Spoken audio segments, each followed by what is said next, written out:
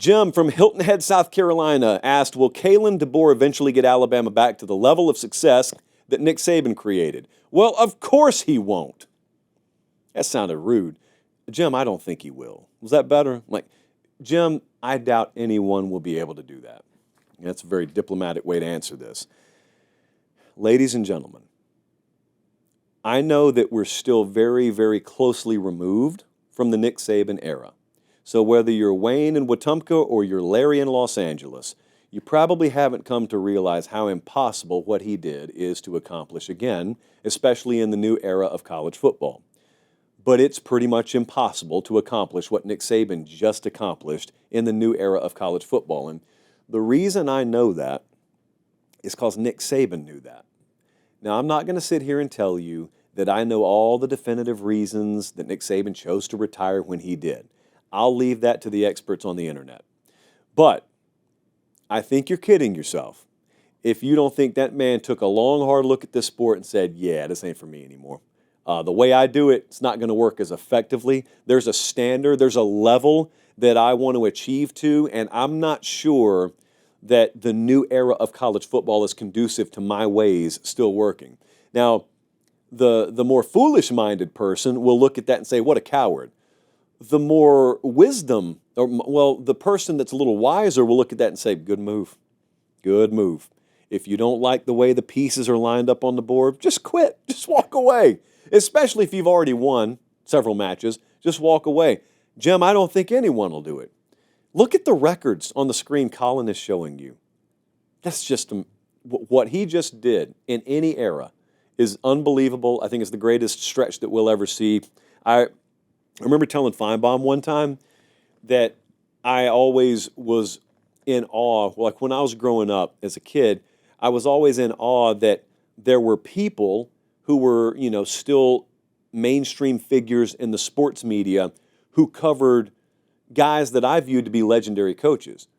You can go to Alabama, like Bear Bryant, a legend at Alabama, Vince Dooley at Georgia, like the guys that I grew up hearing about in the South. Or you could go with Woody or Bo in the Big Ten. I was fascinated that there were people in my adolescence whose careers had spanned so far back that they covered some of those legends. Well, we don't think about Saban like that. You think about him as the GOAT, you think about him as this and that, but he's still here. He's still around. Some of the players he recruited are still on campus at Alabama now. You see him on TV every Saturday. So you don't view him in Rushmore context. Hey, quick timeout. Check and see if you're subscribed to the YouTube channel. If you're not, I humbly ask that you click subscribe. It's free. It doesn't sign you up for anything. What it does is it helps us keep this show free so we can just do college football year-round. All right, back to the clip. Like you will down the road.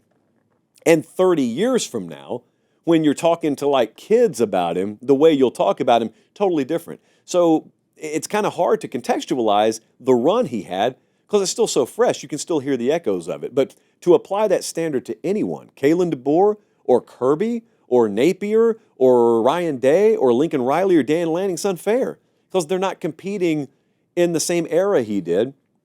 And you've got this mechanism right now that while it's built for you to take advantage of, it's also shaving off layers of depth that in a previous era you would have been able to build up. And that was what separated those teams. I remember a couple of playoff games they had. I remember a playoff game Saban and Alabama had against Washington one year where it's not aesthetically pleasing. It was just the formula was basically we're Alabama, they're Washington. We have recruited to where some of the threes on this roster are five-star players. All we have to do is lean on them for 4 quarters, and we can just grind out a win. You don't have the kind of competitive depth to grind out wins against other playoff caliber teams as much these days. You just don't have that. So I think that there's not the competitive balance per se. There's not going to be 15 random teams all of a sudden winning the national title, but what you will have is the teams that used to average 10-plus wins a year, or the programs like Alabama that used to average 10-plus wins a year. You'd never see Saban dip below 10 wins. You've become accustomed to knowing Kirby will never dip below 10 wins. Like, at the very worst, you think the elite programs in the sport are recession-proof. I don't think that's the case anymore. I think even for the best of the best out there, you get some bad injury luck, and you don't have that championship caliber depth behind you. Georgia could have a season randomly where they win 8. Oregon could have a season randomly where they win 8 or 9, and it not be that terrible of a year. Bama just won 9. That's not a terrible year. It's not a terrible year in any context, but you have this period where I'm not sure the expectations have been recalibrated yet. They will, and once they are, I think everyone's answer to that question will be very close in line with what I just said. No one's doing that anymore.